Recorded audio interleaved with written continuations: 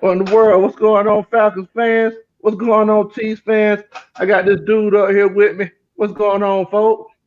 What's going on, Coach, man? Hey, I tell people what is going on with y'all tonight. Hey, we have another rendition of Friday Night Film Study with your boy, Mr. Big Low, Country Sports, What's a.k.a. going Coach. What's going on, fam? You enjoying your New Year?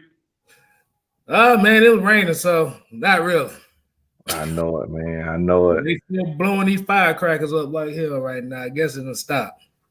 Hey, man, it's the same thing over here, bro. I'm about to take my shotgun outside and start and bust a couple of them in the air, tell everybody they need to stop because He they said, about "What to gonna drive me get?" crazy. It'll be like the old guy from next Friday talking about get your Mm-hmm. foot out of my collard greens. Collard greens. Exactly. Exactly. We got Mr. Taylor Griffin in the chat. What's going on, man? Taylor, what's good with you, fam? Exactly. So, Coach, what you got for us on this glorious Friday? Man, so look, I know everybody we watched that game last week with these Kansas City Chiefs. Everybody was scared. I told everybody ain't no need to be scared because you're gonna get yours and they're gonna get theirs, you know. But we're just gonna break down some film like we normally do every Friday. It don't matter if it's the first day of the year or not. It's still film study Friday in regular form. We still working here at Atlanta Falcons Nation. So we're just gonna break down some plays with y'all, uh, and we want as much interaction. Y'all ask us any questions that y'all have or anything like that, and let's go ahead and just get on to it, man. All First right. play here, we got a 2nd and 1. Falcons actually had the ball. Nobody still hadn't scored yet. I know everybody was expecting this game to be a shootout by now, but it was actually a pretty low scoring game. I know. So Shocked. what did you say? I was shocked. I was too, man. I ain't gonna lie to you. I was too. But yeah, as you can see here, looks like we're lined up. Two wide receivers set. We got these two tight ends in that I formation. Is there anything in particular you see about this one, K Style? Okay, so if I look at defensive lineman, like I say, it's pretty much looking like a man situation. Um, I know this. I know we ain't got to the pretty side yet, till we can really get the intricacies going on in the trenches. But as Mm-hmm. of right now, it looks like a two man, two say like a cover 2 man situation. So Mm. Yeah, yeah. That's pretty much what it looks like to me. Looks like a base defensive front. You got your mhm, 4-3, four defensive linemen, three linebackers, right, two cornerbacks, and two safeties. So right. in cases like this I love running this particular front, but we all know that as coaches, it's a situation where it depends on what sort of personnel that you have. If you trust your linebackers to guard those tight ends that might be coming out, you can put those all three linebackers out there. If not, the way that the Falcons have been for the last 3 or 4 years, a lot of times, and most teams in the NFL have been going with nickel coverages with those five defensive backs and two linebackers. So look, let's just take a look at this, and then we'll go back and break it down. I was about to say Buck Skull Gang in the house. What's going on? What's going Appreciate on, Buck Score Gang? Hey, Rhino so GT. my homeboy up here, this is my homeboy Just K Styles, and I'm your homeboy Big Low Country. And Mad Mike is actually not on here with us tonight. He's one of our AFN brothers, Atlanta Falcons Nation brothers, but we are on his page. Y'all make sure that y'all support Mad Mike, Atlanta Falcons Nation, Just Exactly. K Styles, and your boy Big Low Country. Yes, sir. All right, let's take a look at it. Then we're gonna actually break it down, see what we got with this one, K style. Okay, safety's coming up. Yep, Mm, definitely was a man to man. yeah, yeah, definitely was. So, Yep. one thing that I've noticed over the over the course of having Dirk Cutter be our offensive coordinator, he likes to put those tight ends in motion and try to take those linebackers out of the play without them actually blocking linebackers or defensive ends. Um, Most of the time, it doesn't work. This particular time, it actually worked. So I just wanted to, review it and just see the motion and everything. Just like you said, K Styles, we're gonna look at it from the pretty side. After we look at it from this way, after we look at this all 22. Yeah, I know, because I know the one thing, and you can agree with me, coach, on this is I hate the running plays where they rely on the tight ends to come across the formation and block the ends. Oh God, I hate it. I hate it. I hate it. That's not what that man's built for. And, I mean, Hayden Hurst, he needs to just be running up the field, catching passes and chipping. All Yeah, this running across the formation and tapping people on the shoulder pads and stuff. Like I hate it, man. Like, if you're gonna run forward. Don't run sideways. Try to block this man that's, you know, all the way on the other side of the formation. exactly. Because now Because you, the fact that if he messes up, if he trips behind on a guard or a center's foot or something like that, this whole play is blown up. right. I say, Ian Miles, what's going on? Speed Falcon for life. He got a comment here said Dirk Cutter's play calling is so trash. Look at the route concept. We're gonna look Yeah. at those a little bit later on. Oh yeah, definitely, But definitely. we got to build the storyline up to it. Got to build a storyline up. Yeah, exactly. I got one Carter is he's in here. He said, "Did we hear about the Morris interview?" He said, "If Morris is the head coach, he fears that Dirk Cutter is going to stay." No, Reggie no. C2K in the building as well. What's going on, Reg? Warren Carter, what's going on? Well, Yeah, I don't think I don't think it's a possibility that either of those guys are going to be here next year. I think both of them going to be gone. yeah. But what you got? What you got for a coach right here? What? Yeah, so basically we were talking about that play whenever um that tight end he comes back across that formation. And as you can see right there, when he comes back across, both of those linebackers, they're looking in the backfield, hoping that Hayden Hurst doesn't squeak out to that other side out into the flat.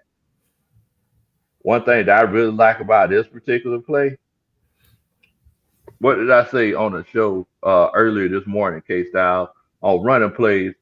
How far do I want to see my offensive lineman down the field? All the way downfield, but they got to go forward. They got to go forward.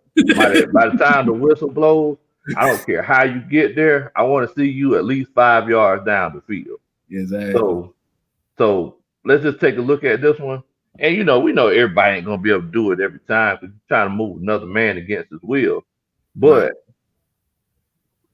just keep your eye on all of these offensive linemen here, and tell me if there's anything that you noticed. All right. Let's see what we got. Okay. Okay. I don't really see them moving too far forward, but the thing that I see is they at least got them engaged. But you can Hmm. definitely tell it's a man-to-man defense because if they was running zone, that run wouldn't have worked. So Yeah, we had that yeah, game covered up. But since yeah. it was man, and the linebackers had followed the tight end, it kind of opened that up. Hmm.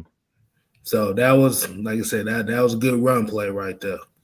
Yeah, yeah, definitely. So, looking at it from that pretty side, um, to be completely honest with you, Case out, I'm not sure if this one is actually if that defense is running man coverage or zone coverage. Because most of the time, whenever they're running that man coverage, a lot of times they'll turn their body trying to chase that line. I mean, I'm sorry, trying to chase that running back that possibly could be running into the flat, or if he's coming up the block, they'll try to step up and engage. But like if we watch these linebackers, let's see if they take steps up, or let's see if they try to follow Edo Smith out of the backfield. Hmm. Okay, so he's making an adjustment call from the defense. Mm-hmm.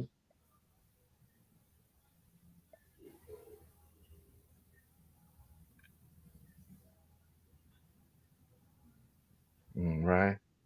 So first thing that I noticed here is that Chris Lindstrom and McGarry they double teamed this man here, and then Chris Lindstrom got upfield, and that's what you always want your linebacker. I'm sorry, not your linebackers, but that's what you always want your guards and your centers to do whenever you're running that zone blocking scheme.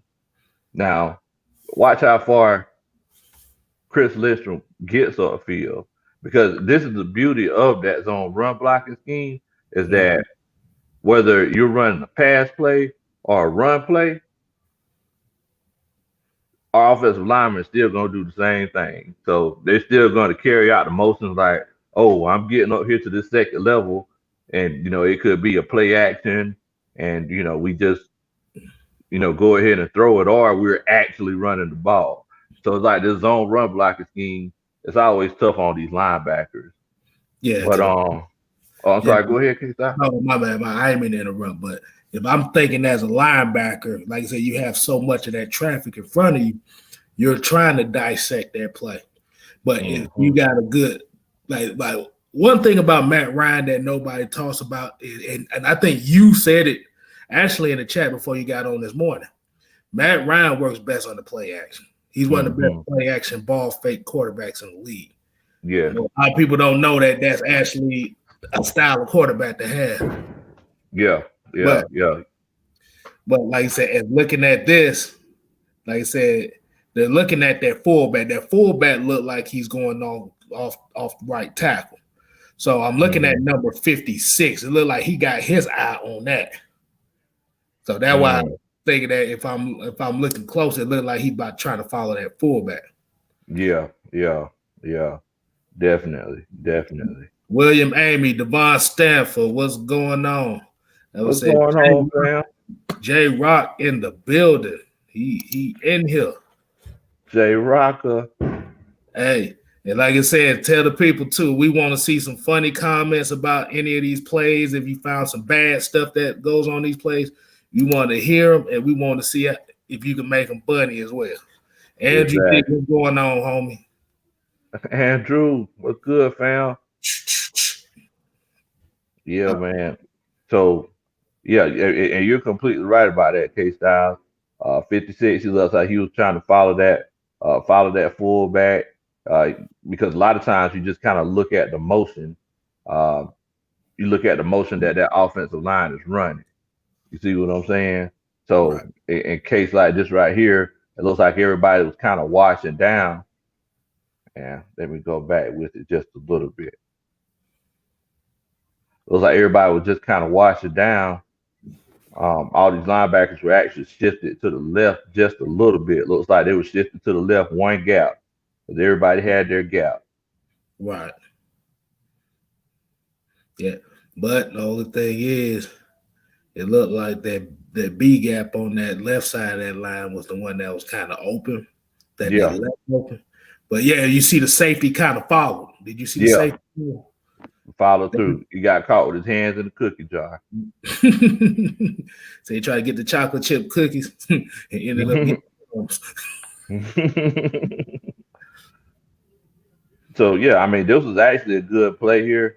Most of the time, a lot of times in cases like this, whenever you see plays like that, uh, many times you want to see that tight end come and feel the first pick up the first man that crosses his face and try to Mhm. seal this edge here. and turn his back towards that running back. But as you can see, we literally have both of our tight ends come back across the formation. I mean, that's not something that you normally see regularly. As a matter of fact, sometimes I wonder, did we actually mean to do this?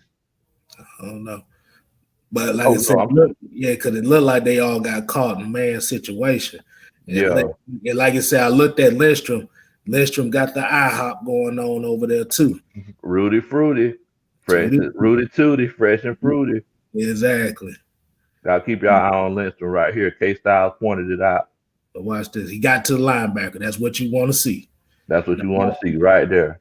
he took Pancake. he literally damn near took two guys out to play. But Yeah, yeah, yeah. Now the thing is that as a as a defensive player, you're going to think about that in the future, and you're going to think, well, man, this guy, he's coming downhill on us.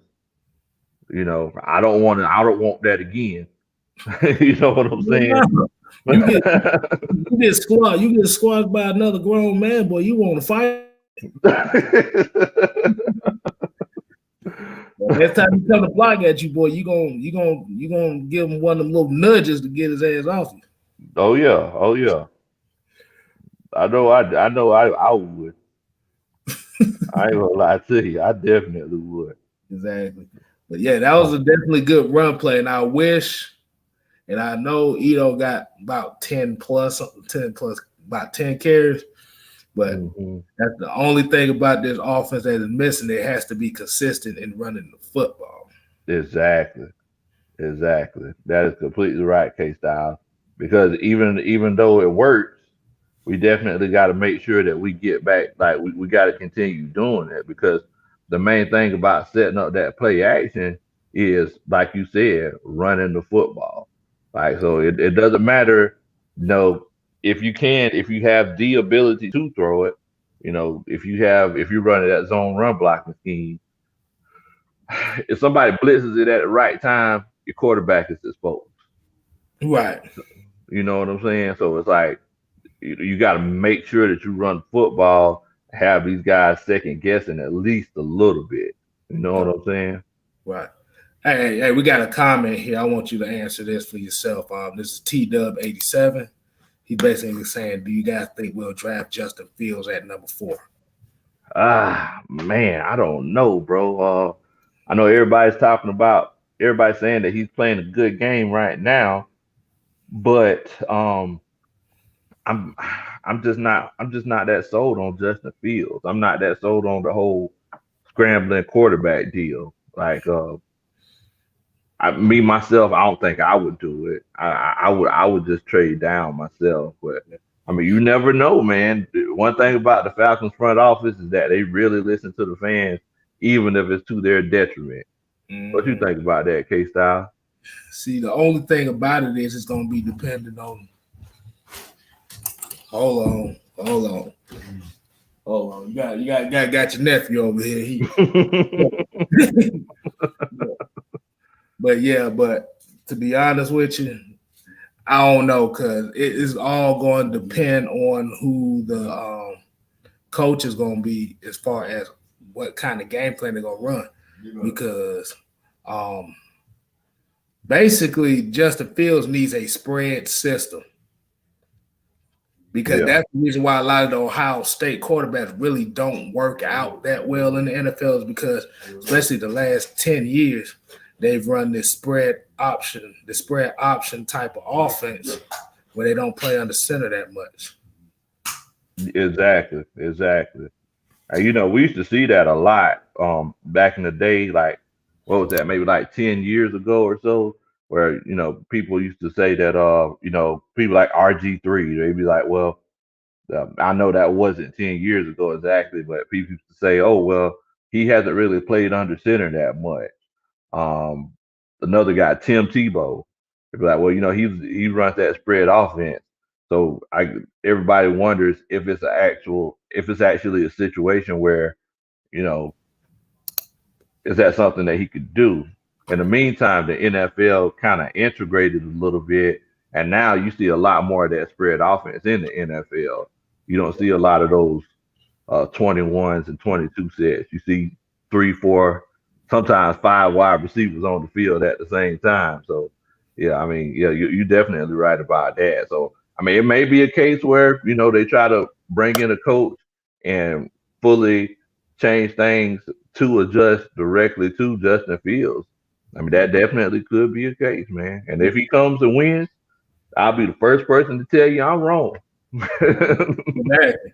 Because really, what the issue is you had, like you say, that's where the fan base is kind of split, as far as everybody wants that new face in Atlanta.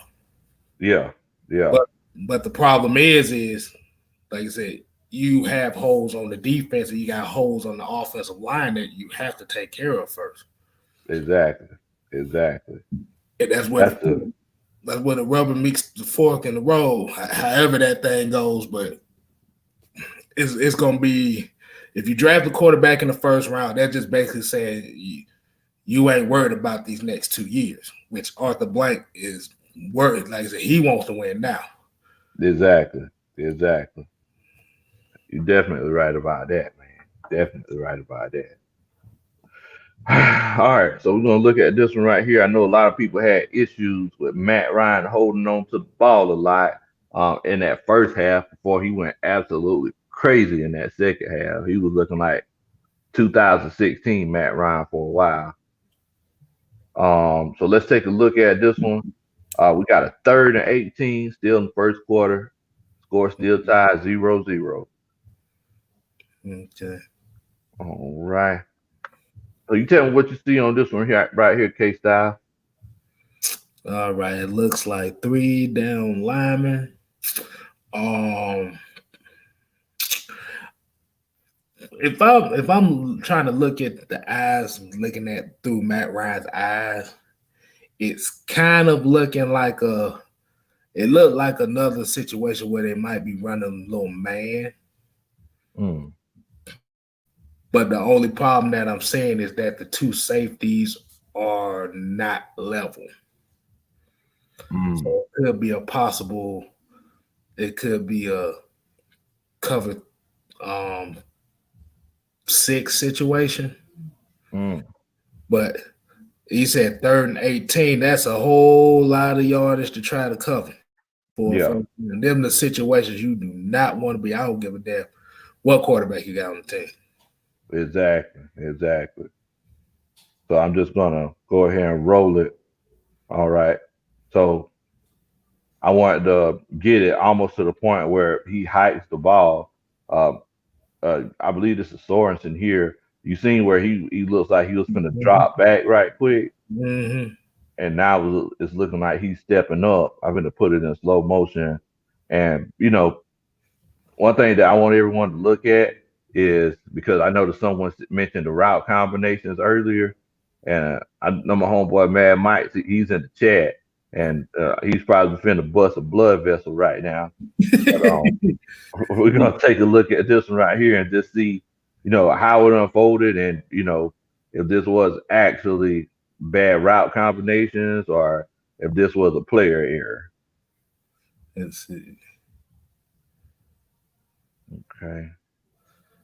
So that linebacker, he ain't really coming. He's looking like he's just trying to play up underneath.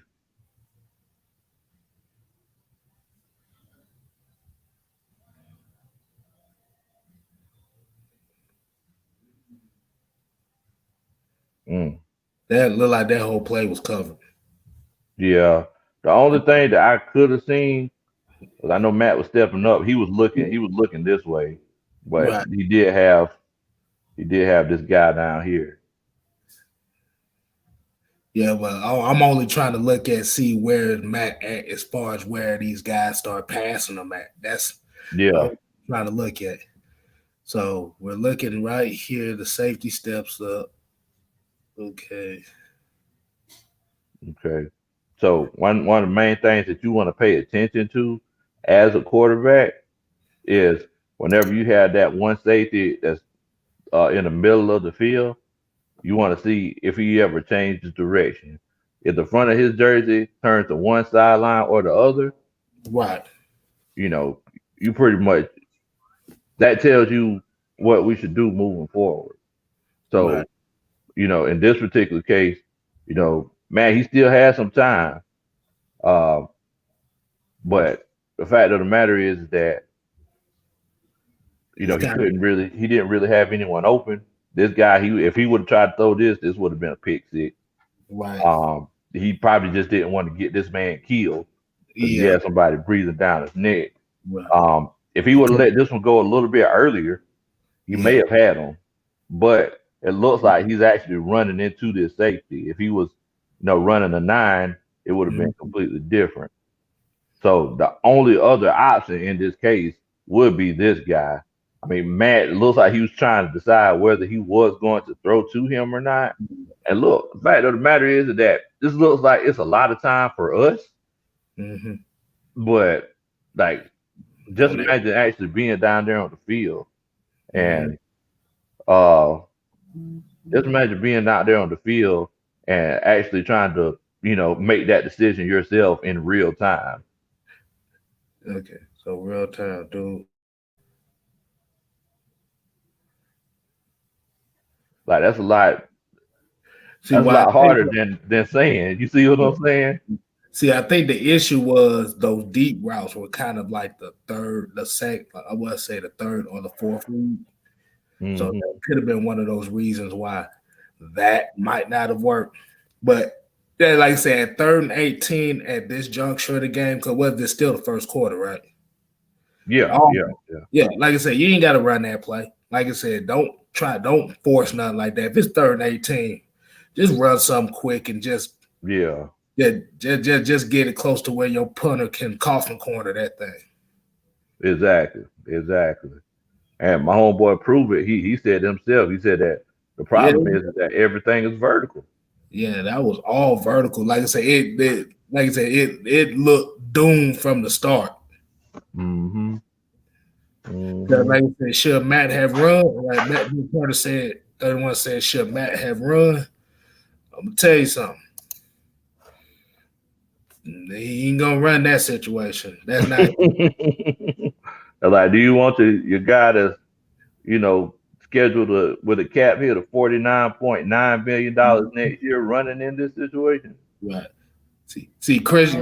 Power off. See, Chris Jones kind of rushed him. He quickened his clock. Hmm. So that's where that came at. So he's just anticipating because Yeah, even from that side view, that pass looked like he should have threw that pass when the corners when the receivers were stacked on the corners. talk about this view. Yeah, from that view, like I said, if you look at the rush that happened right there, see now his clock is quickened. It's Yeah, quick, so yeah, he can't decide. So you can't decipher that quick because remember you only got 3 seconds to get this ball out. exactly, exactly. You see that safety that looks like that free safety he bit down. He bent down. It looked like the other safety was going back to try to cover. Hmm. But the one thing I do like about this play is that Matt did a great job. For everyone who says that Matt Ryan can't move around in the pocket, Matt did do a great job of eluding that sack. See, the thing is, you don't necessarily have the most mobile quarterback, but you have to have a guy that knows how to manipulate the pocket. Exactly. That's really what you want. Like Yeah, I he's said, gonna climb the pocket right here. Boom. won't see what boom. So he's already thinking in his mind, oh shit, it's coming. It's coming. Somebody's coming up behind me. Yeah, he was gonna give it the top, but he was covered. Boom. Fuck it. I'm just gonna take it. Sometimes you gotta live to fight another day, man. So that's one of those plays that where we say it's kind of like the route concept is bad because like I said, even in a 3rd and 18, you can still pick that up. But like I said, if you're going vertical on 3 of your routes is going vertical, uh you finna set everybody up to get murked out here. Just honest. That's true though. That is true. That is true. It's like, you could, you know, in a case like that. unless you know that you just definitely have the play to get get what you need based off of what you've seen previously.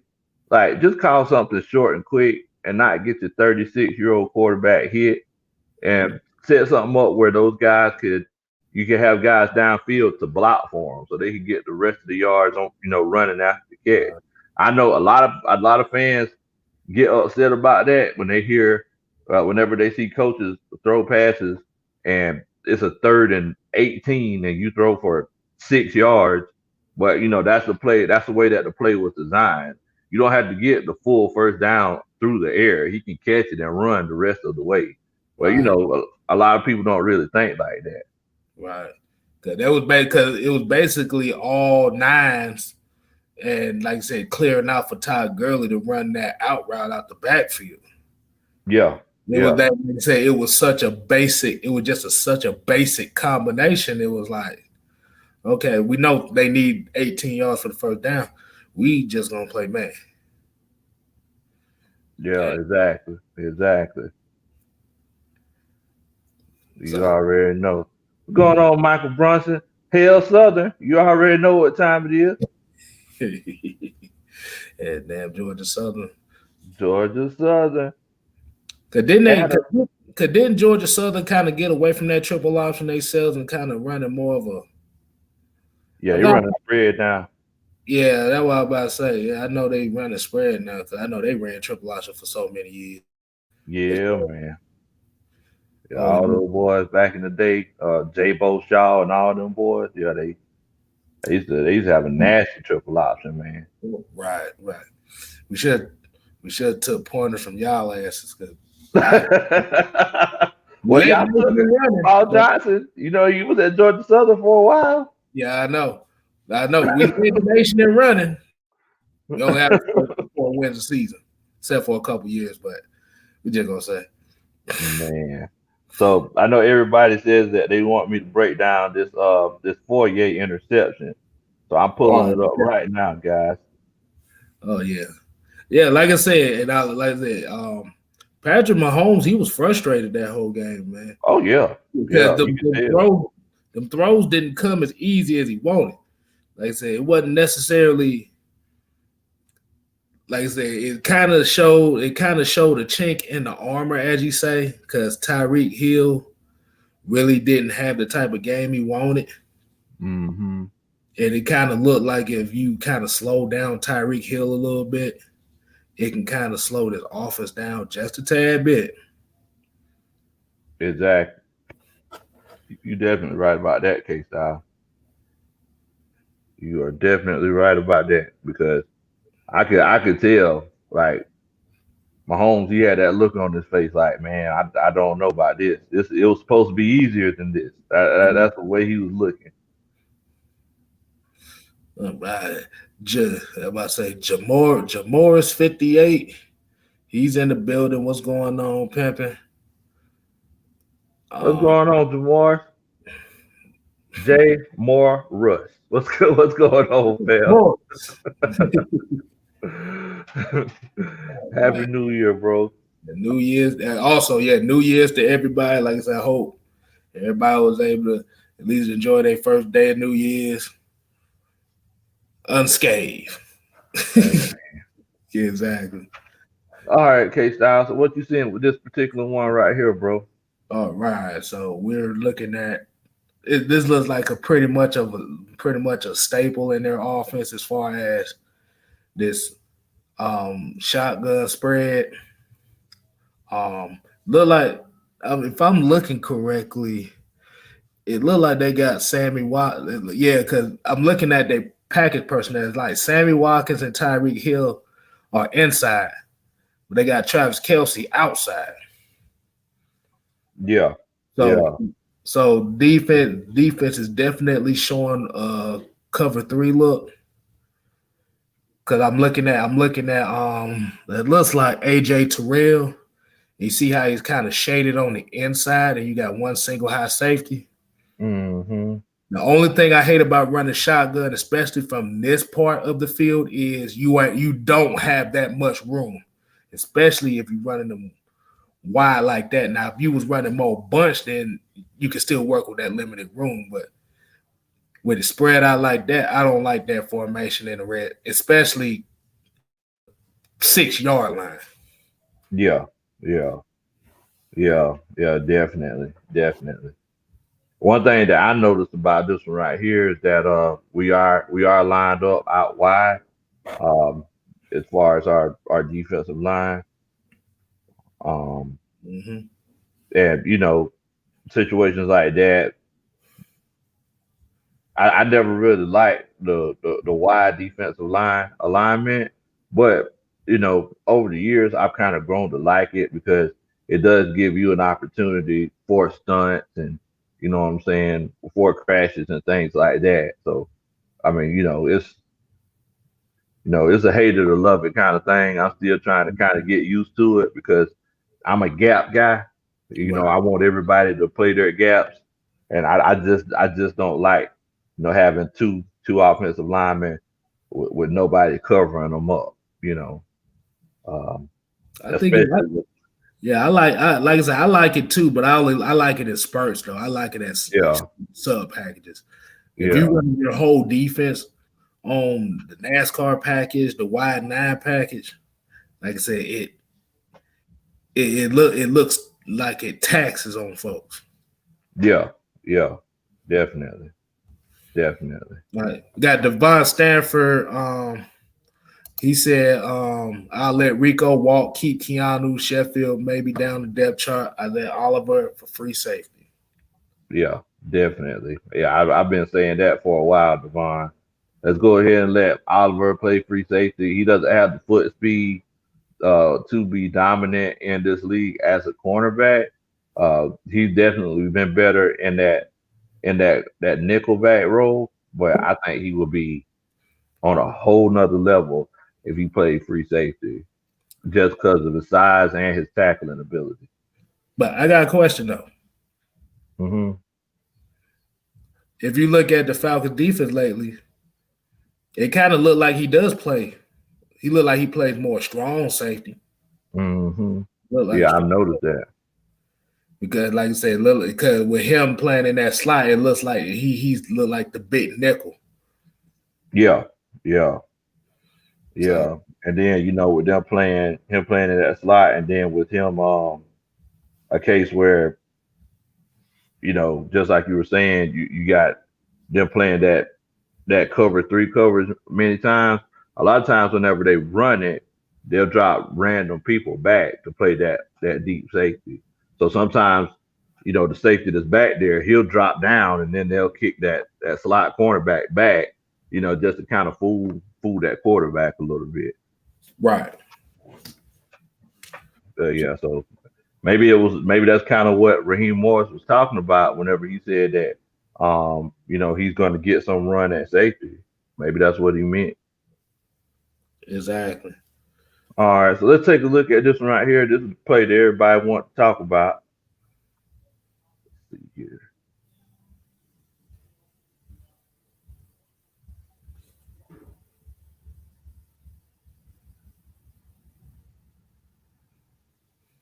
Mm, good play.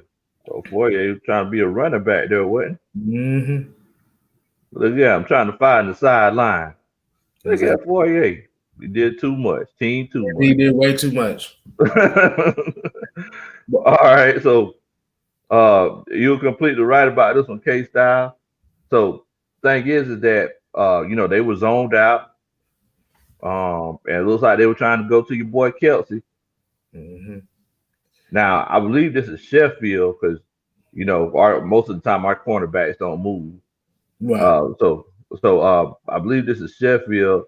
Now, one of the main things that I want you to look at is this is one of those cases, case styles. Whenever you play, you remember a couple of weeks ago we were talking about complementary football, complementary team football. Right. Now, so I want you to watch. So Sheffield, he knows that he only has Kelsey on this side. So what he's going to do is he's going to make sure that he plays Kelsey's outside shoulder, right? Okay. Right. And then what Fourier is going to do, he's going to make sure that he tries to cover everything you know, everything right next to that hash mark and right over that hash mark.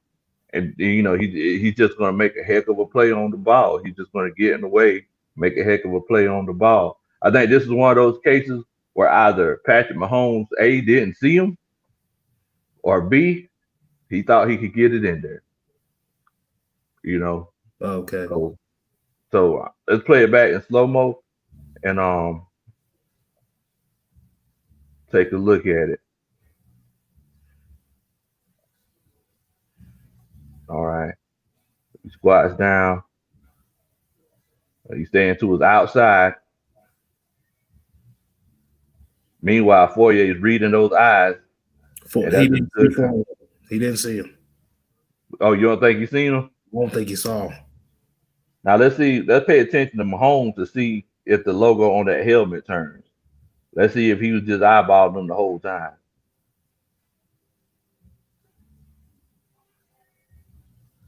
He ain't never turned away. He was looking down the whole time.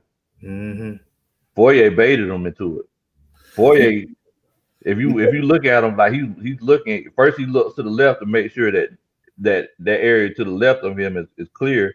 Right. Then he locked eyes with Mahomes and said, "Okay, wait a minute, he's coming back this way." Broke on it, picked it off. Now, if it was a situation that if Fourier hadn't played his eyes, then that'd have been and wasn't in that zone, that'd have been a damn good throw by Mahomes. Yeah, that would have been a heck of a throw. Because if you pay attention to the safety, pay attention to the safety in the middle of the end zone. I'm about to say, if you look at the top where AJ Terrell is at, he's gonna pass off Isaiah Oliver to cover this outside receiver, because the outside receiver is basically gonna stand still the whole play. Okay. Let's take a look at that.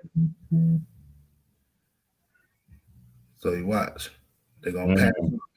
He tell him to pass off. Just go right there. I got you. Okay, I got you. So that safety had a choice to make. So they pretty much ran double post. Yeah.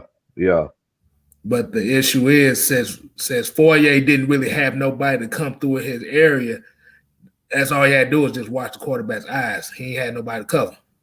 Mm-hmm. And then it's like, if you look at it, another thing too, you keep in mind, K-Styles, is that, you know, one thing that Dan Quinn used to always talk about, he used to always talk about communication. Now, we can't hear what was being said. You know, that's one frustrating thing about coaches' film. But whenever around that same time, AJ Terrell says, hey, passing them off, it's one of those cases where you actually see Fourier look to his left. Like, I don't know if it's one of those things where he's like looking to see if somebody's coming through the zone on his other side, or if he just heard AJ Terrell yell, hey, passing them off, step up. Because if you look right here, watch him. He yelling at him. Fourier looked to the side like, what's going on? Then he came back and looked this way, and then he got that pick. Yeah, he read the quarterback's eyes. Yeah. All that was. And like I said, if they would have ran a route in Fourier's zone, he would have probably followed. But the issue with that route combination that they had on this play was Fourier had the free range. So nobody came across his face, so he had the free range to read the quarterback. Yeah. Khalil Tyler, what's going on? We got Terror Artist 404 in the building. What's going on, fam? And Juan Carter giving you some props on it, man. He's a good damn field breakdown. Hey, man. Appreciate it so much, Juan. Make sure that you come to my channel, Big Low Country Sports. We do film breakdown all the time, man. We just sit around talk about football, bro. Exactly. Like I said, I'm learning on this thing too. I'm getting back into it. I'm like, hey, this is fun. What you talking about, K-Style? You over here teaching me something, bro. Hey, I'm not the coach. I'm just a fan looking at it. I'm just using my eyes. I'm trying to feed off. I'm feeding off of you. That's why I said I'm feeding off the coach. Man, you to me, man. Now you're trying to turn me into a coach. Now, Nick Turner said here that Fourier baited him. You see his football IQ is getting better and better every game. He's coming into his own, and it's beautiful to see. I agree. After I don't know. After he played Ezekiel Elliott in that Dallas game, he done turned into a whole nother linebacker after that. Man, I don't know what happened. We knew he could develop probably at least another season, but we didn't think it was gonna be like this. Exactly. You definitely right about that, man. All right, so let's see what we can talk about here. Let's see what Nick Turner talking about while he's trying to finish his night on the clock. You know, Nick Turner says every time we do film breakdown, it helps him get through his shift. So let's see what Nick talking about, man. Juju on the beat. What's going on, fam? Beat on this damn thing. What's going on, Ju? Make sure y'all follow Ju Talk Sports and make sure y'all follow Terror Artist 404. You better send your gamer tags. You think you could beat them? You go ahead and try. All right, let's see. Fourier.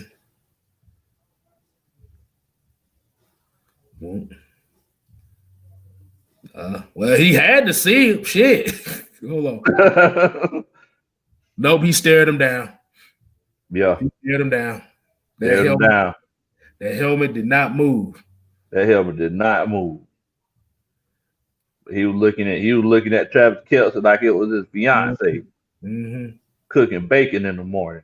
Hey, you want some breakfast? Yeah, he stared him down. So Fourier wasn't huge, like I said. I see what you're talking about. Fourier was looking at that other route, making sure it was covered.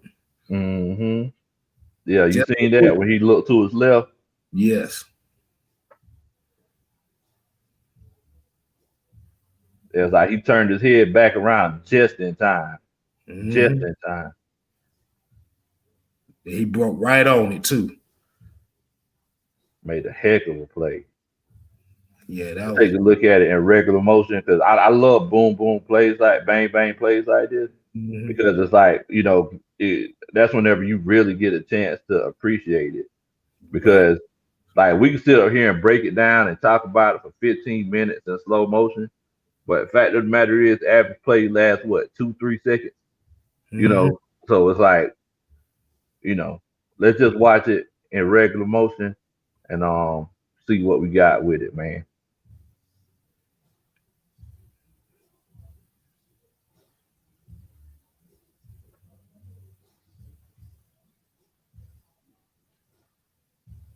I mean, just the instant. Right. I'm sorry. Go ahead, K-Style. No, that was definitely a maturation in his game. You could tell the big difference between this year and last year as far as his development. Yeah, definitely. Now, one thing here, and one thing that the coach in me is going crazy about on this particular play, and if he was on my team, whenever he came to the sideline, I probably had to dig into him a little bit. Watch Patrick Mahomes' feet, y'all. That's it.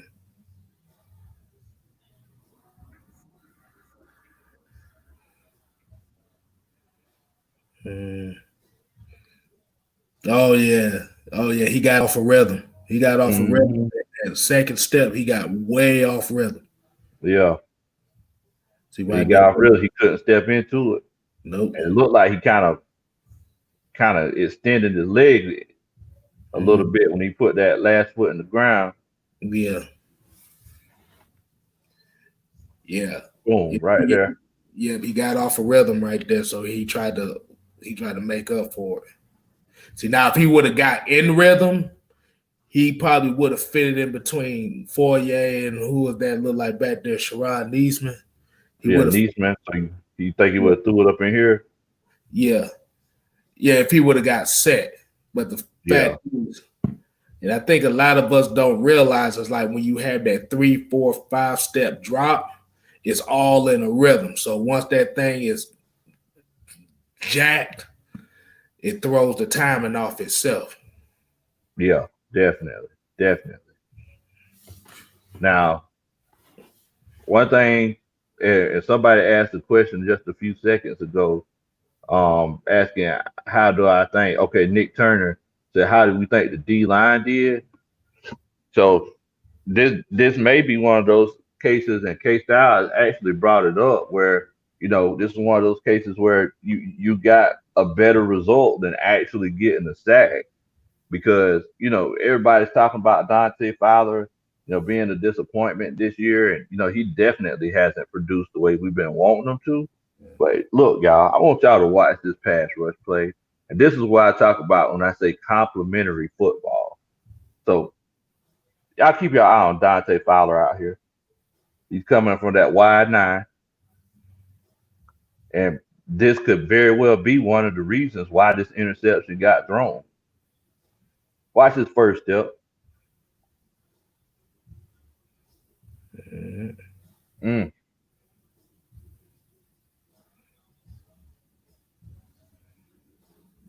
Patrick Mahomes could feel it. So it's one of those cases where you know he was definitely watching Travis Kelce, but he could feel that pressure coming from his side.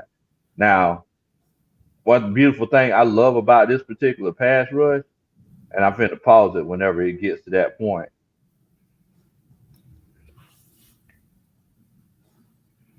Hold on one second. Boom, right here. Oh, Look at his pad level. He dipped the pads on. He dipped the pads on. Chicken nugget. He dipped the pads on. That Chick-fil-A with that Chick-fil-A Polynesian sauce too on that Chick-fil-A Polynesian, you already know. And then it's like another thing that I like about it that he hit him with the up. So he came up on him. Right. And he dropped it on him. So right. So why? So and what that does is that gives that tackle in his mind, the pad levels change. So instead of shooting hands down here, he's going to be shooting hands up here. So whenever he shoots hands up here, that pad levels change and he's coming through. You see what I'm saying? Right.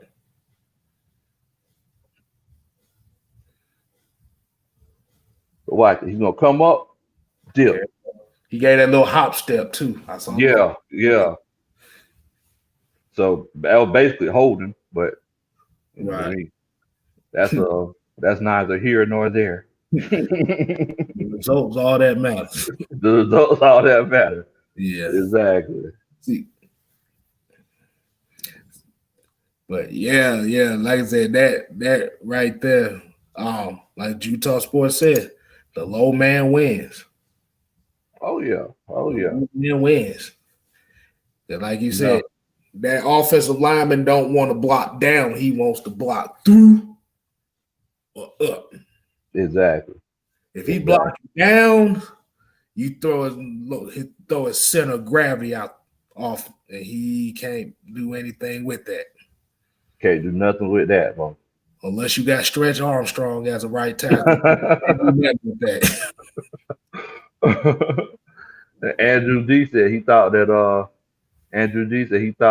he was gonna have an easy game because we were 4-10 and he found out different on Sunday. So would you think that you think Kansas City might have took us for granted in that game? I'm just asking in general. So do you know what? Be completely honest with you, man. I don't know because I'm not sure. I definitely feel like it could be considered a trap game. I definitely feel like that. But I do know that, whenever fans look at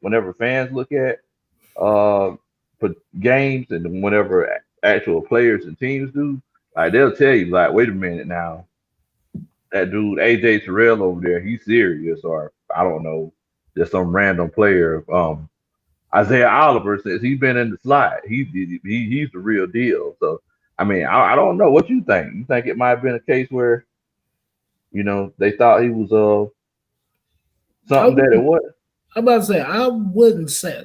Be honest with you, I wouldn't even say they took him for granted. I think what happened was I think Atlanta Jet the Falcons, especially the Falcons defense, I think they was riled up for this game because they knew it was against the defending Super Bowl champion, defending Mm, Super Bowl MVP.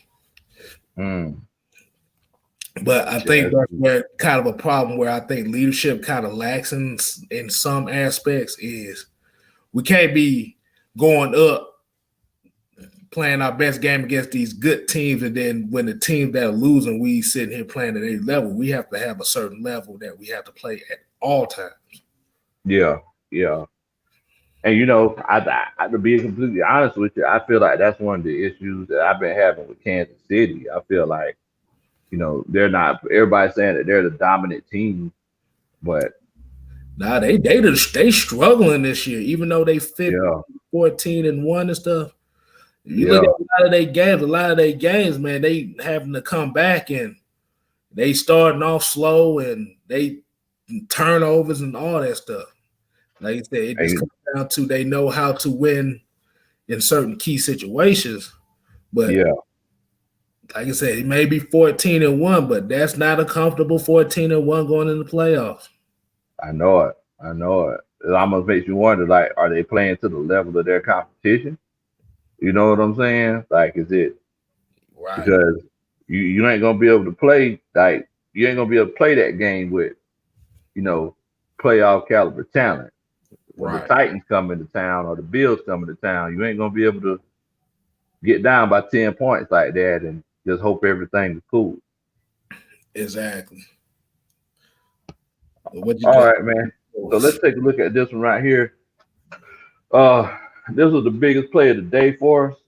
Um, this is that Calvin Ridley catch. So tell me what you see with this particular one right here, K Style. All right. So what do I see here? I look like they're trying to stack the wide receivers at the bottom of the screen. It kind of looks more like a could be look like they trying to disguise a cover three look, but it looked like it could be a man situation. This is what I'm Mm, thinking. What he might be thinking because I'm looking at this slot corner down here. Um, it like I said, it just looked different. mm, The slot corner like that. His body language is saying man. mm. And then that's what Matt Ryan's probably looking because I think he got Tyrann Mathieu up on top of him. Yeah. So he's pretty much the free range. He's the free range safety. He do whatever the hell he want to do. Let's just be honest. Okay. So let's take a look at it and see what kind of coverage they were playing.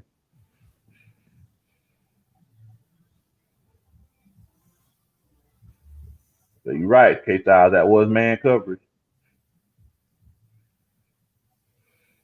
Should have went straight up field. I don't know what the fuck he was thinking. See, that's automatic. See, that's an automatic minus right there. It took your goofy ass up field. You don't get yards going side and backwards. You get yards going forward. Get up the field. So, man, bro, Calvin really separated that man from his soul, didn't he? Exactly. Oh my God, y'all! If y'all can, y'all just keep your eye on Calvin Ridley down here. He's gonna run one of the nastiest routes that I've seen this year. And what makes it so bad is just a short route. I mean, but look, y'all just y'all just watch this, please. Mm, let's see. Doot, doot, doot. Okay, he going out. Ooh, he set him up with the. He set him. He set him up He beautiful. set him up with that fade. See right here, boom. Watch it. He set him up. Foot in the He ground. Bam. set- Yeah, that's it. couldn't even get a hand on him. Already out. That was a good part of play. Here's the bad part about the play. So whenever you got Greenfield in front of you, you always go forward. It don't matter if you get caught or not. This motherfucker is literally going to the time. So he turned an A+ play into a C- play just on that. You get, and this is like my only gripe with Calvin Ridley as far as his development as a receiver. He gives up too many yards on the field, and that's a perfect example right there. Like I say, even if he probably would have got caught going straight, but you have to force the defender to make that play. Don't bring the defender into. He brought all the defenders into the play. I mean, so basically, like right now, at this point right here, you remember whenever we used to watch the old highlight films, and they used to be like, "Oh, it's a foot race. It's a Miami touchdown." At this point right here, it's a foot race. This is why you run the 40-yard dash right here. This is come on, bro. All right. You don't trust your speed? It's not that he don't trust the speed. It's one of those cases where Calvin really does not like contact. Right. So he tries to force the contact under his own circumstances. I've had players like this who, they're not, they're fast, they're athletic, but they don't like getting hit. And what I've always done, the guys that don't like getting hit, I've always put them on the defensive side of the ball, because you might not realize this. Most of the time, those are your better tacklers, because it's like they know how to safely tackle and bring people down, and they got all that athleticism. They just don't like getting hit themselves. So most of the time, it's one of those cases where they try to hit people before they hit them. Now, sometimes you got the Josh Norman situation. Hold on, we got a couple comments in here too. Kawil Tyler said, "No contact, Ridley."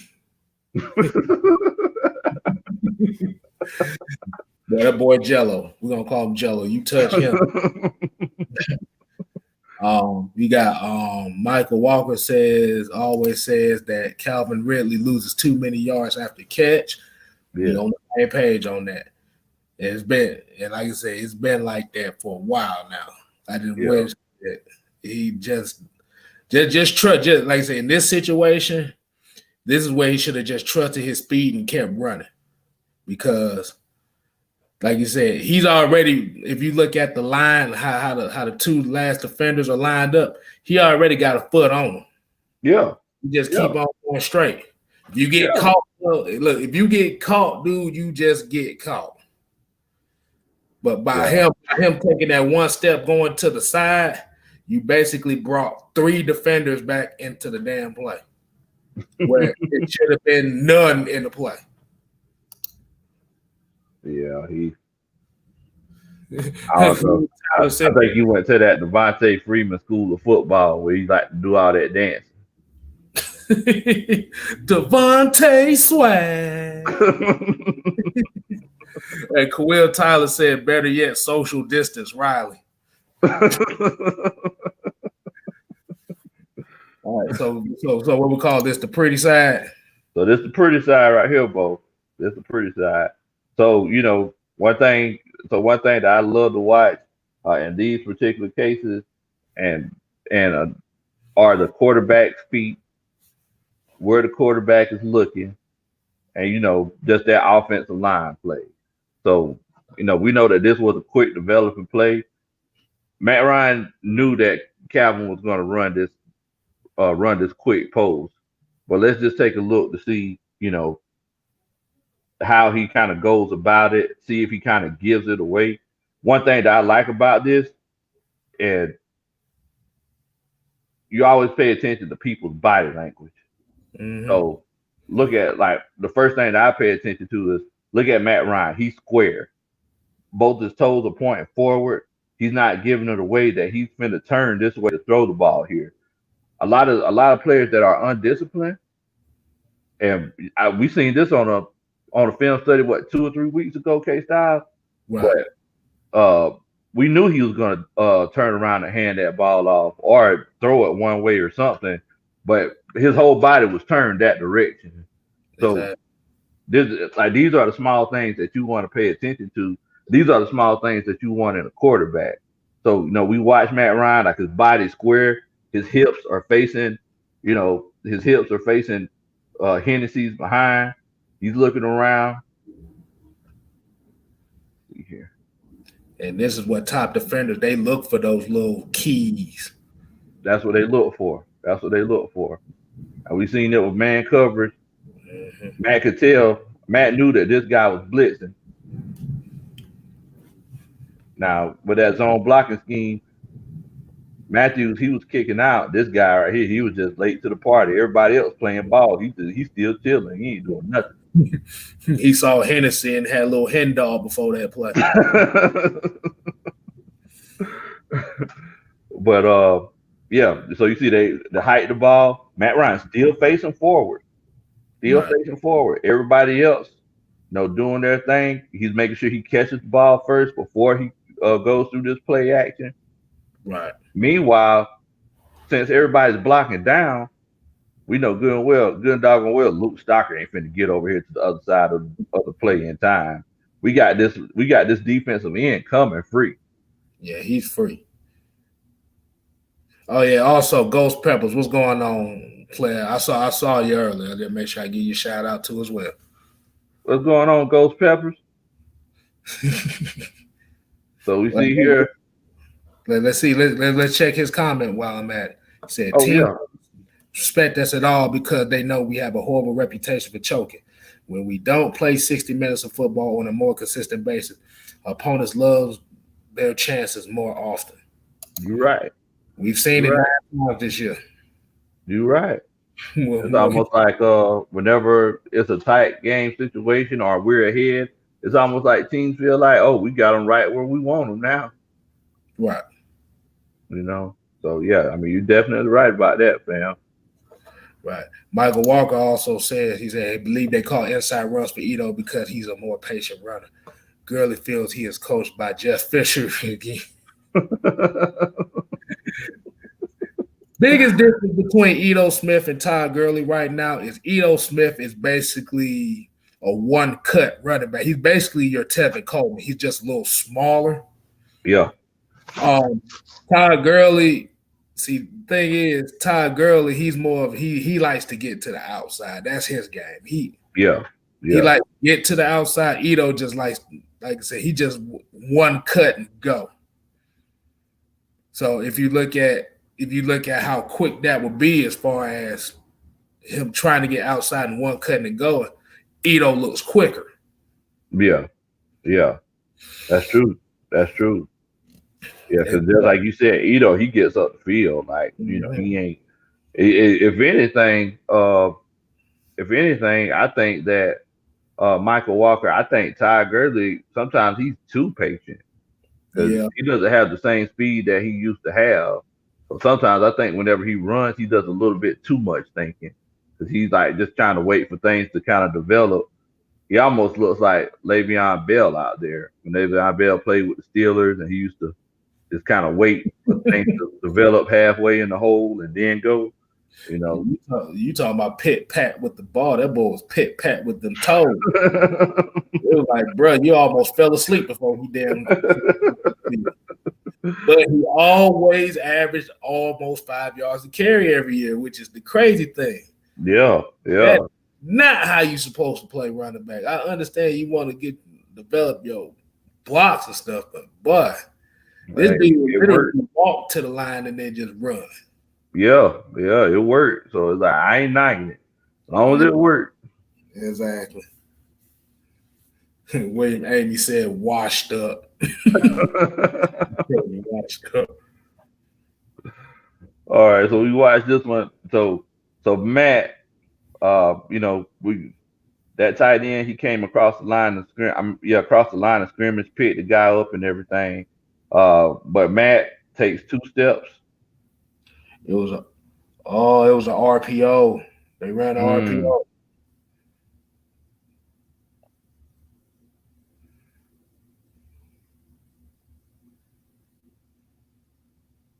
He saw the safety biting on the tight end. That's why he threw the yeah, slot. yep, Tyron sure did. tried to play the tight end. Yep, sure did. Y'all see that in the comments? Y'all see what K Styles talking about? Watch right here. He was looking at the safety, like he was looking at the safety as well. He saw the safety bite hard. He bit hard. Boom. And then watch the sidearm throw. Bam. Right there in the pocket. Shouts out to Caleb McGarry on this play, y'all. Yeah, let me I'm supposed to be looking. I'm supposed to be looking at the big hogs. I'm sitting here looking at everything else. Let's see what we got here. Oh yeah, he did. Oh, he held it. Oh, he stood up on it. Yeah, that's a damn good. And he got. We saw some eye. Oh, we almost saw some eye hop on the play. Hey, we got Jerron Wade over here. He got the $2 super chat right here. He says, "I know this isn't b-ball, but I love DeAndre Hunter." Yeah, Hey definitely. man, The Hawks are playing excellent right now, and yeah, yeah, what I will agree on that is their defense looks a lot better, yes, yes. and The that's defense definitely is matching the offense. right. And like I said, another thing that I did like about the Hawk too, and I know you know this, coach, that Trey Young play a lot more off ball this year so far. He's played more Yeah, I off noticed ball. that. I noticed that, man. Yeah, I definitely noticed that. And just wait till Rondo starts getting those consistent minutes. And Capella, Mm-hmm. he's just been playing like what, like 18 minutes a game. Right. Yeah, so I mean, you know, yeah, I definitely think the future is very bright for these guys, man. Yeah, DeAndre Hunter, like I said, he's the 3-and-D guy that we were looking for, and he is playing good. Right. Actually, he's playing a lot better than I expected for so Yeah, far. We yeah, still got about 78 more games, 78, 77 games to go. Well, I don't even know how many. It might not even be that much, but yeah, because they shortened the season, so I right, think it's like a 58 game season, right, 65 game season, I right, think. And right. yeah, so yeah, we still got a few games to go, but hey, man, 4-1, that's pretty doggone good. Yeah.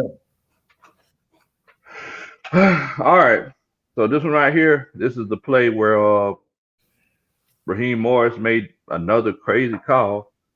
He probably was gonna make an excuse saying that the challenge flag just fell out his pocket, Oh, but oh, oh, Lord, he let the catch-up packet drop out the pocket. all right, let's take a look at it. Regular motion.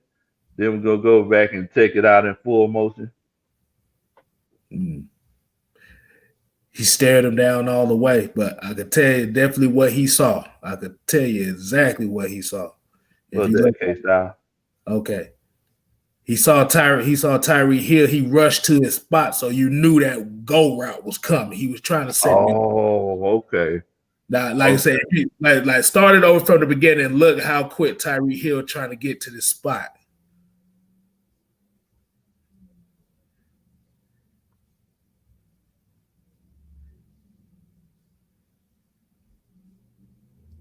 So you already knew it was going deep.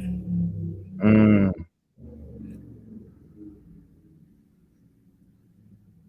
yeah. Yeah, So I that was definitely see. so Mahomes was looking for that route the whole time. See, but the problem is, and the one thing about Tyreek Hill that a lot of people don't talk about with him is he's not finna challenge you in the air. That's No. just being real. He is not challenge. He is a speedster. Yeah. He's not Yeah. out for nobody.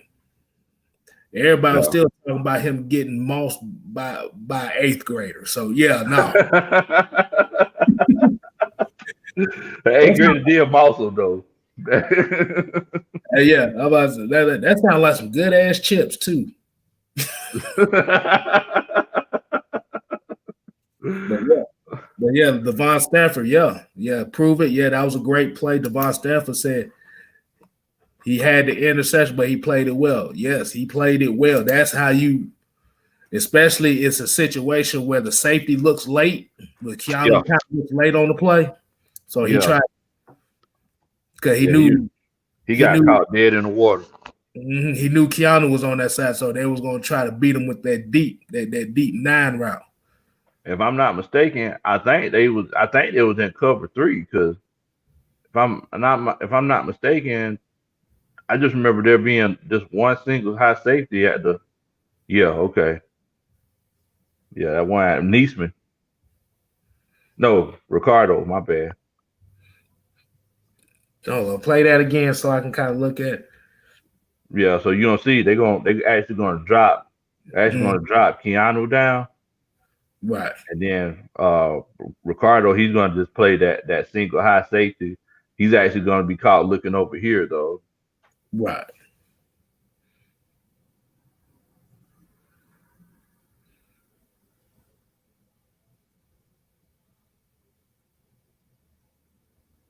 So it was literally just man on man in that situation. Right. But if we watch, let's just break down AJ Terrell's coverage on this particular one though.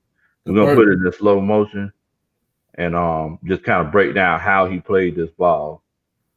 the first thing that I saw with AJ Terrell was look at the hands. That's Yes, what I'm looking yes, at. that's the first thing. Great job, K Styles. You want to see where's that first point of contact at? Watch the hands. Whoop, right there. He already set him up. So now he ain't got he done closed the window on Mahomes. Mm-hmm.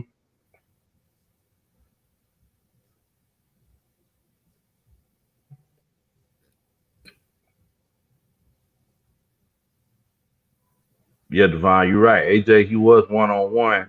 Mm-hmm. Now one thing I noticed about this, and you're completely right, K Styles, is that he gonna get his hand on that shoulder. So he didn't get it on there for long. Mm-hmm. That's one of the first things that you want to do. Make sure that you kind of try to force him to that sideline a little bit. But Tyreek Hill, that boy fast. You ain't trying to Right. play around with him too much. But one thing that I did notice is that watch him how he's going to try to squeeze him closer and closer to that sideline. He's going to Mm-hmm. try to squeeze him closer and closer to that sideline, Mm-hmm. almost to the point where he looks like he stepped out. But every time, it's like I tell my guys all the time, like, look, whenever we play defense, we got 13 defenders on the field because that sideline is a defender in itself. Right. Now, whenever you got a player like, um, whenever you got a player like Tyreek Hill, when you got speed like that, you want to try to corral him any way that you can. And the way that he had him on that sideline like that, like there really wasn't too much that he could do. And Patrick Mahomes just had to make a perfect throw in that particular case. Mm-hmm. And he wasn't looking at nobody else. You right, K-Side. Yeah, because that crosser route was there. Yeah, That it yeah. did, yeah. But like I said, it kind of gave away how the play was gonna be. Like I said, when Tyreek like literally tried to get to his spot real quick. So if this gonna be the pretty view where we're gonna see Patrick Mahomes' helmet, see if we see some movement. You already got it, K-Style.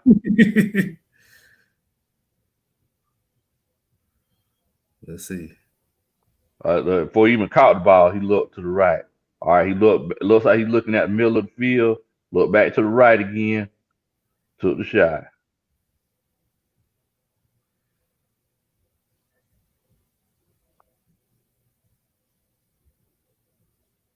AJ high pointed that ball like a wide receiver. Right. But he plays corner for a reason.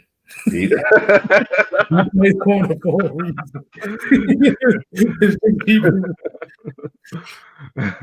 You right about that, man. You right about that. All right, so let's see here. I guess we'll do one more play before we call it a night, K Style. Okay, that's cool with me. That's cool. See here.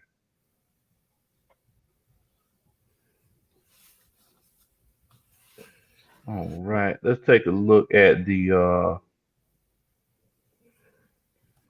tell you what. Let's take a look at that last play before we actually kicked the field goal that got blocked.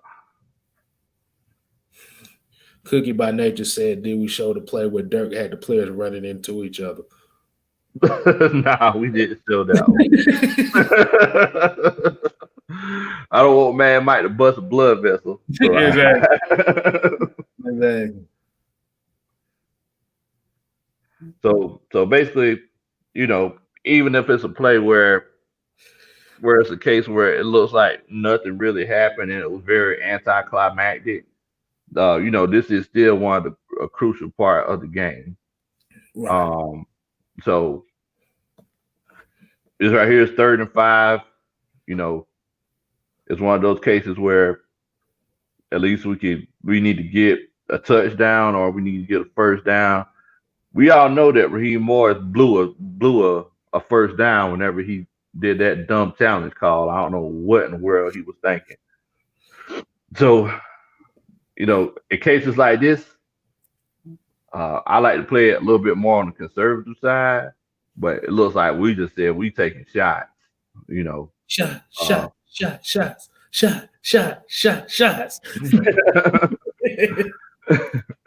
and that's what we did. But if you look at the play, I think Matt just didn't have a choice, and I want to show it to y'all and show y'all why. Let's see here.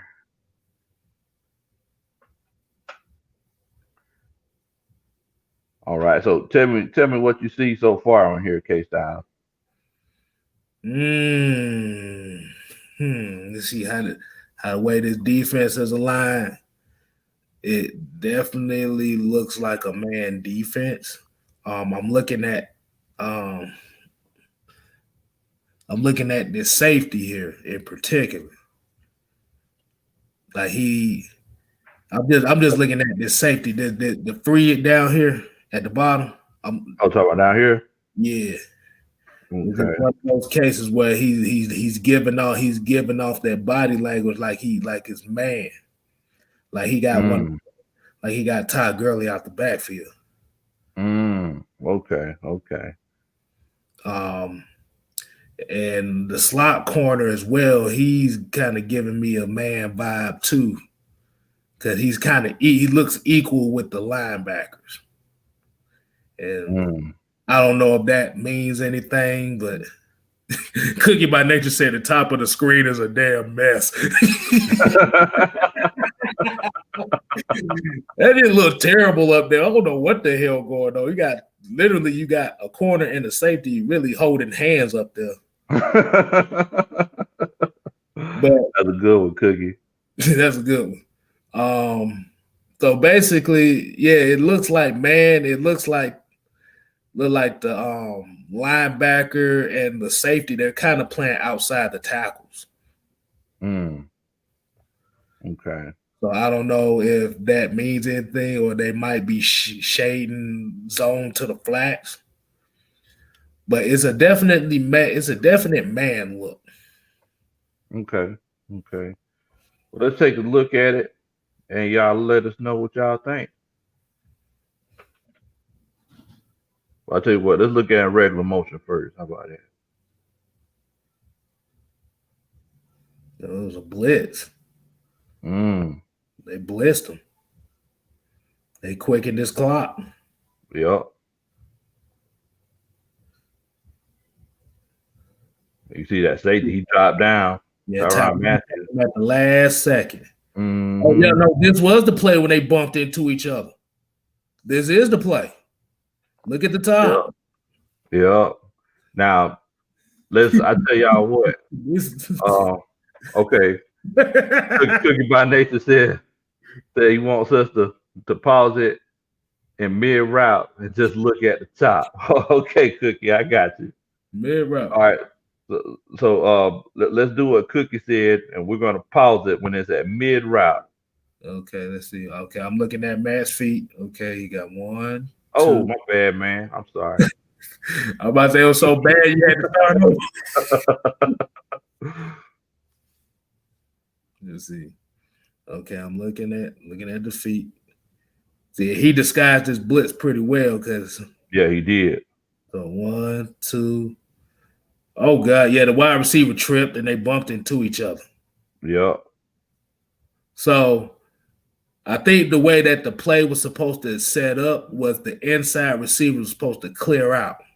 Mm-hmm. Then the other one was supposed to wide come receiver. out the D. Mm-hmm. He was supposed to clear it out for Calvin Ridley, but what ended up happening was he stumbled on his own 2 peaky toes and messed the whole play up. Oh yeah, we got 255 super chat by Jerron Wade as well. So how y'all like that Georgia versus Cincinnati win against Cincinnati? I'm gonna tell you, because like I said, I'm not a Georgia fan, but like I said, definitely, I think if JT Daniels if he would have been healthy the whole season, y'all probably would have been in the playoffs. To be honest.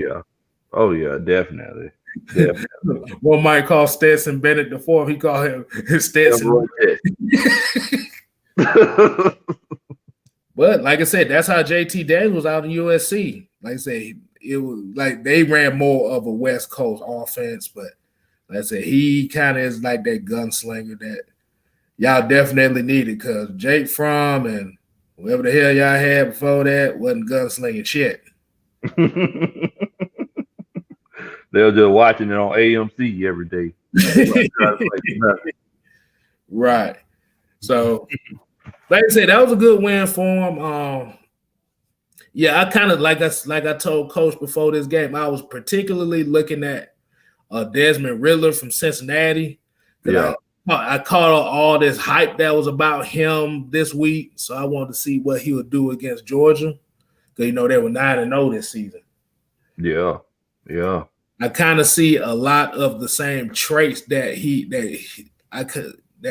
Justin Fields has, as far as being kind of like that big body, dual threat type quarterback. But like I said, the only thing about Desmond Ridley that I saw that kind of alarm is he tends to overthrow a lot of passes. He got good mechanics, but he tries to use his arm strength too much. Yeah, he does. Quentin Willis said the dogs raised his blood pressure 5 But I'm a Tech fan because we don't get blood pressure problems. We don't win shit. We don't win a damn thing. We can get there. We ain't winning nothing right now. Man. But we go back to the play. Yeah, like I said, he said, look at the top and mid route. Yeah, I definitely see what you're talking about, Cookie by nature. So just like Coach Just K Styles says, it looks like Gage slipped. Oh God. You know what this is, what feelings I'm getting from this game? Right here. Remember the Green Bay game when all the defenders fell down? Oh God. Oh my God. Yeah. And then another thing that we look at is that, because Cookie by Nature also mentioned that people blame Matt Ryan for this loss. If we look at this play right here, it looks like the Chiefs just called a blitz at the right time. So let's see here. How many people do we got staying back to block? We got 1, 2, 3, 4, 5. Let's see if that. Devon Stanford talking about Georgia Tech fans being on ventilator machines. No, we don't have ventilator machines around here, homie. We do homework and SATs and shit. We nerds. Hey man, nerds make the world go round. Yeah. But yeah, get back to the play. I didn't like that because it looked like Gage ran the wrong route, to be honest with you. Yeah, and he slipped. But you can't put this one on Matt because they brought 7 guys and we only had 6 guys blocking. Right. Because Ty Gurley, he didn't touch nobody. Like Oh God, I need to see I that. don't. You see right here. Oh God, he didn't even. Oh. Oh well, nah, you did pick somebody up. He My picked bad. somebody up, but God damn. Hold on. Rewind it back again. Rewind it back right before the snap. I need to see something. I need to see something. All right, keep it going. I'm looking real closely. Yeah. Yeah. I'm about to say it look like he picked up a pretty damn good block. But the issue was McGarity got beat outside. He He got got beat bad. yeah, yeah. He See, I got think beat with the a front problem kick. with the reason why he got beat was because he had to think which one of these two do I pick up. Exactly. He had two guys. He's looking at two guys, so he ain't know what the hell he The was going soccer to was trying to direct traffic, but it was just too late. do. See, look at him. Bro, what are you doing? He tried to pass him off. Like you can't pass off whenever somebody. Not in a case like that on the outside. Like it's always tough to pass somebody off in that particular situation. Caleb just got beat. Matt had enough time, had someone existed at wide receiver out there. See Oh man. now he would have used that if he would have had a little bit more time, he probably would have hit that other crossing route with Christian Blake. Yeah. He Yeah. had time. Yeah. I mean he just threw it up to the playmaker. He threw it up Right. really in that case. And Right. I mean, you can't blame him for that. Like he just didn't have the time to do anything, man. Right. We'll just look at it from the pretty side here, K Styles, and Let's see what we got here. Man, one thing so it looked like they got three safeties out there. It looked like a 3-3 oh, type they of run the big nickel. That's what they call a big nickel. big nickel. Yeah, they run a serious out here.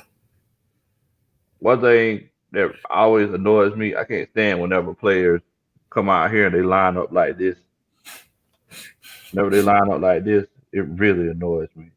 Oh, well, wait a minute. I got to hit these two comments right here. Nick 31 said, "This is the stimulus check."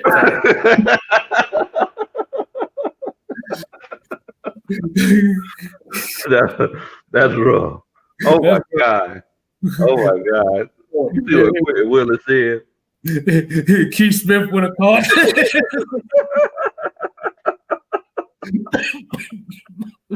Oh. Oh no.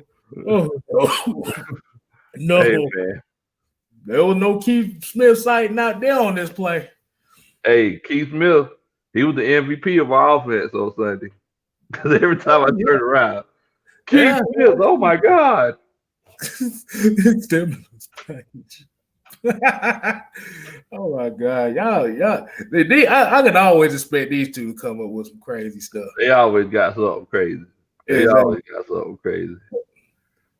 Yeah, so looking at this one here, I always can't stand when players line up like this. Like this ain't ballet. We playing football. Go ahead and get your feet shoulder width apart. Can't stand it. But yeah, in this particular case, I can't even say McGarry got beat on this one. I think it was just bad miscommunication. Yeah, I think it was more of a situation of he had two guys. He was literally looking at two guys. He had to pick one of the two. Yeah. So at the last second, he went on ahead and get the outside guy. Yeah.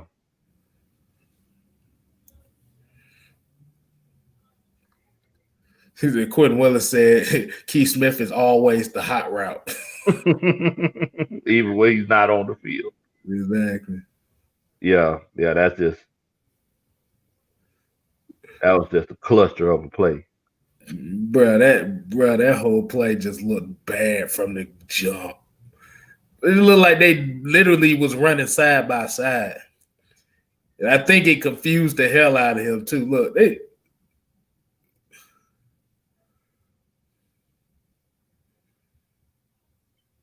just look on the right side of the screen when the receivers come in there. Tell me how ridiculous this thing looks.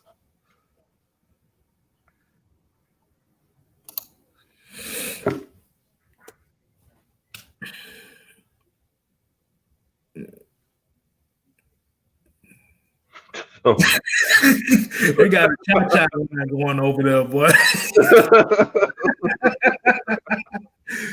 oh my God. See, now if Matt Ryan would have had more time on that play, he definitely would have hit Christian Blake on the other crossing route. Yeah. Yeah. Devon Stafford said, "What the heck is that?" Hey, coach, you gotta tell him what in the world, Bo? Well, hey, Bo. What in the world?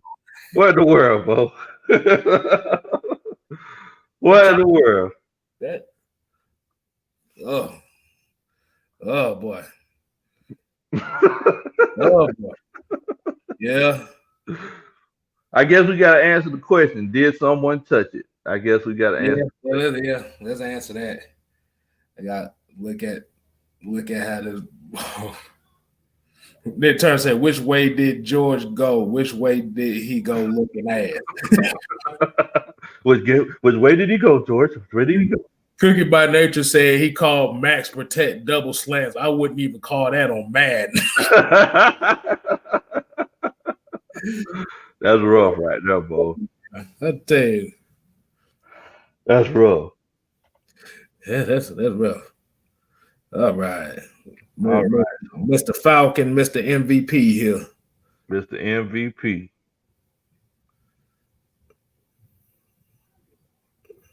I know one of the Chiefs players he went on Twitter and said that he blocked it. Right.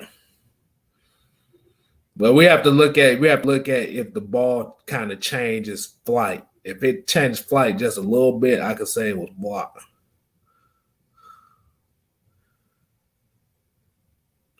That protection was pretty bad though on that one. Yeah. Let's look at it from the pretty side, see what we got. It's kind of hard to tell with it over here.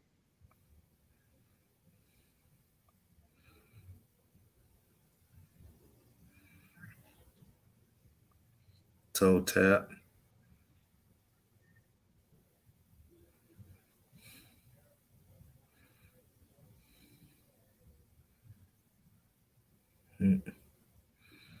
Do.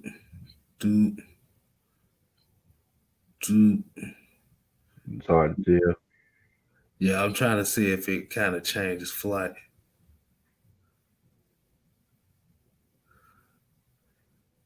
So if it's straight here, to be honest with you, I don't even know if he touched it. He may have tipped it just slight. Devon Stafford said Dirk Cutter's brain have a voicemail set up.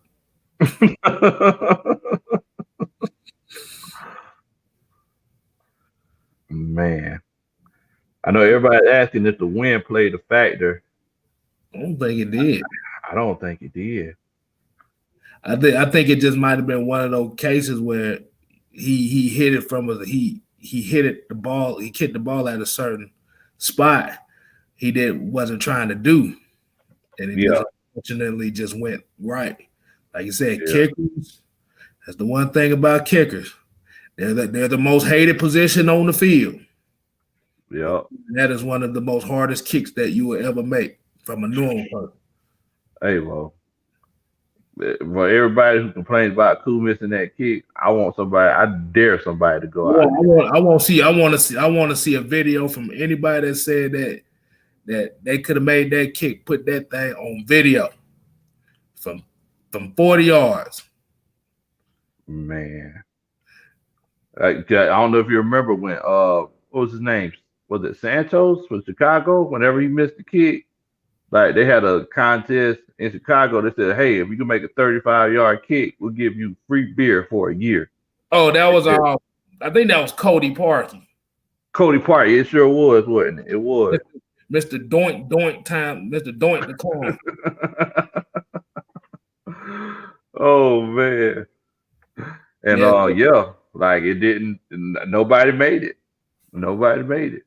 So look, it's easier said than done, man. Exactly.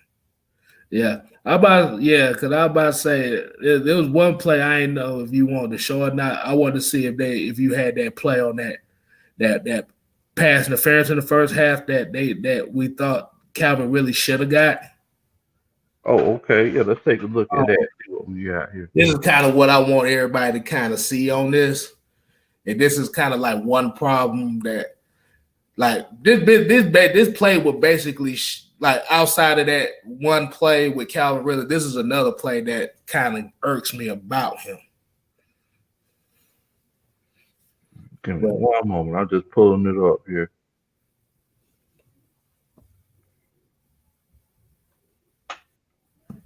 And it was in the first half, right?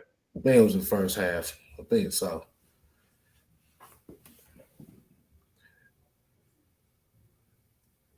Nick Turner said, I tried to kick a 10-yarder, man. Even with the hold, that thing went 3 seconds in the air. Angry Birds. Yeah, boy. You what? Nah, he said, I tried it. I actually made a field goal before. It was like a 35-yarder. Boy, they tried to put me on the football team. I said, nope. I damn near threw my leg. I nearly threw my damn hamstring out trying to kick that. Hey, man, it's not easy, man. It ain't easy. This come from a guy who kind of a soccer player, too. That thing ain't easy. Man. By the way, I was on defense, so I ain't had to do much but just stand there and just knock some motherfuckers off. But that is not easy. Nah, it's not. It's not. It's not. I remember one time I actually had to coach special teams, and while trying to coach it, I was like, man, making the kick, it shouldn't be that hard. Why I went out there and kicked that ball, I made myself look like a fool, boy, out here trying to kick. And the thing is that it didn't look like Angry Birds or nothing like that, Nick Turner. It just, if somebody would have been blocking for me, it would have hit somebody in the back of the head or in the back because it didn't fly high off the ground. it was terrible. So yeah, I definitely understand that you got to give those kickers, you got to give those guys their respect, man, because one of those situations where it's easier said than done. Bruh, Ohio State is literally beating the shit out of Clemson. I'm shocked by that. Uh-oh. Does that mean that the draft order might change? It could change. Still the guy? It could change. It's 41-21 right now. Oh, really? Mm-hmm. Yeah, Devon Stafford said, if I kick that ball, it look like a dying bird on the ground. Lord have mercy. Now I'm just taking a look here, K Styles. I'm finna pull it up. You let me know if this is the one here, okay? I'm thinking. Kicking like pimping ain't easy. But yeah, like I said, we can't call for Cool's head. Like I said, it's part of the job. You make them, you miss them. You make them and you miss. He's still over 90. He's still over 93%. So that's still a damn good kick that you need.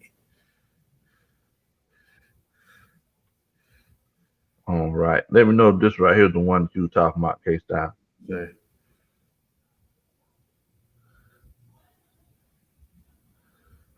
Let's see.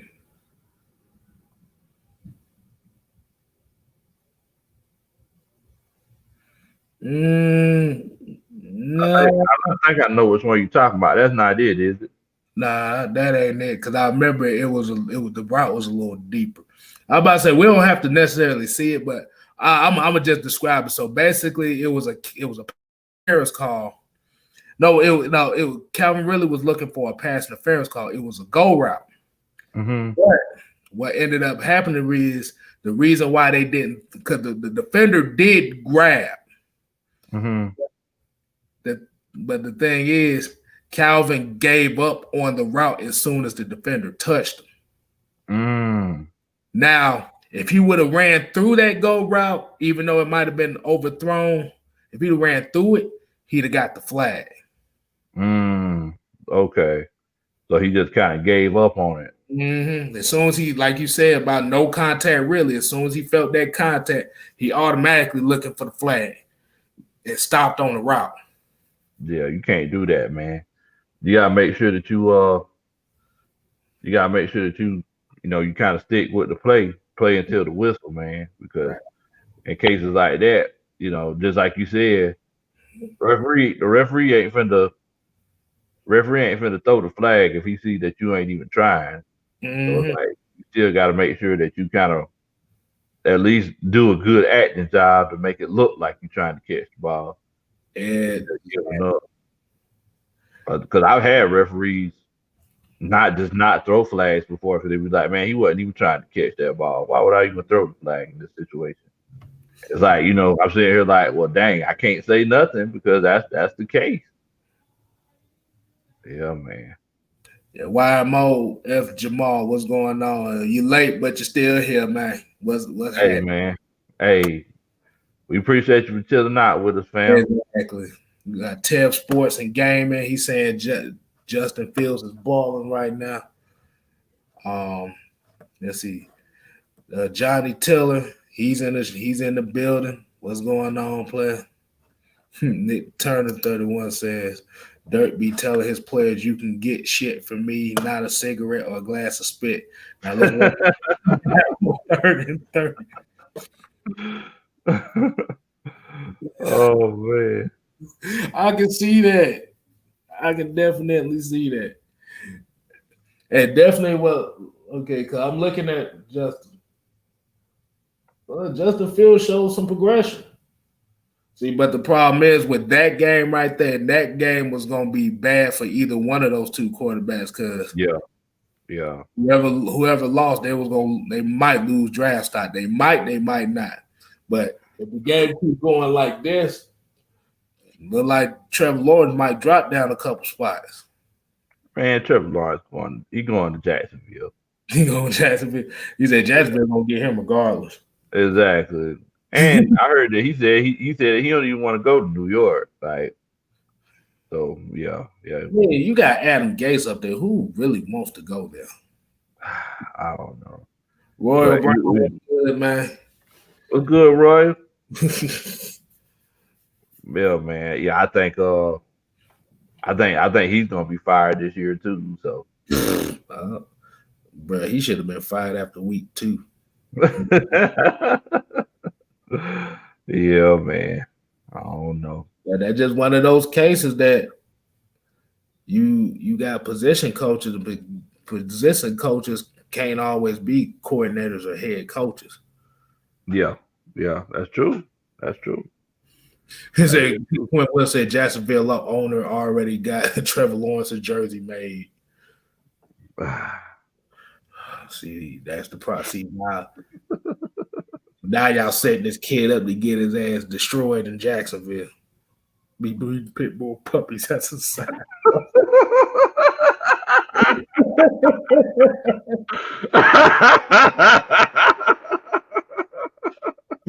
No. Oh. No, I think that might be the winner tonight.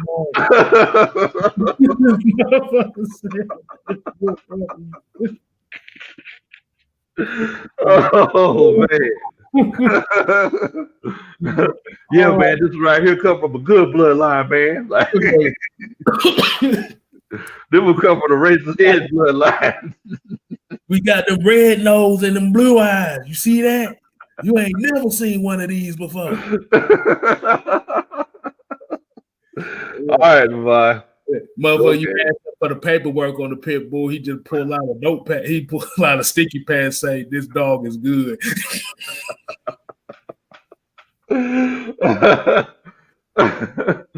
Okay, bye. Stupid, bro. Oh, man. So who won? So who won for the night, K Styles? I think that one got it, bro. Because, bro, we both cracked up laughing on that shit. I'm sorry that I didn't expect that type of joke. I was thinking because we was listening to what was that song, "Looking Boy," and it just and when he said "Breed Pitbull," I just think about that part and say "Scooby Dooby Doo." I fit on that nigga. Oh, we're done. That might have been the night right there. We pick that's a side hustle. They do something. Devon Stanford, congratulations. I think you won it for the night. If the judge K Styles sees fit. Bro, Lord, I kid you not, bro. We both look like we're about to die over here. But that was rough right there, boy. That was rough. We go ahead and end it right here, man. Like I said, we come up with that play sometime before the game. Oh yeah. I just gave y'all kind of like the overview of what I was trying to see, but it's all good. Man. The moral of the story is Calvin really need to get some more toughness in him. Yeah. Definitely. Well, hey, man, we definitely want to thank y'all for chilling out with us on a Saturday night. We know that it was a little bit slower tonight because we do got these college football playoffs going on right now. But look, we promised y'all that we're gonna do a film study with you, and that's what we definitely doing. Make sure that you subscribe to my homeboy Just K Styles. Make sure that you subscribe to Big Low Country. Do a country boy a favor and subscribe to my channel, man. How the NWO used to do it.